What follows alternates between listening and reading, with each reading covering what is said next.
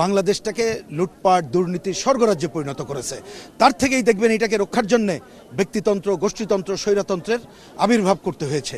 সেটা হয়েছে আর একটা কারণে, সেটা হচ্ছে রাজনীতিতে নীতিহীন শক্তিই ছিল সামনের দিকে, নীতিনিষ্ঠ শক্তি সামনের দিকে আসতে পারে নাই।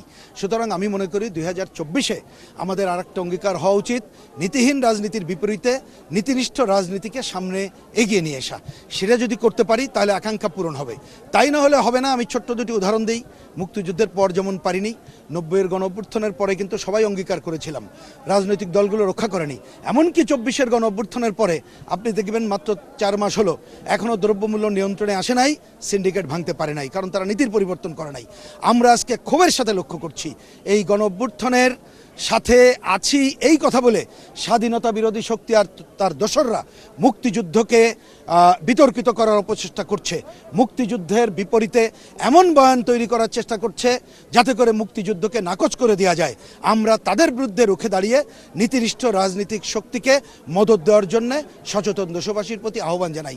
এইটা করতে পারলেই আমরা মুক্তিযুদ্ধের চেতনা বাস্তবায়ন করতে পারবো।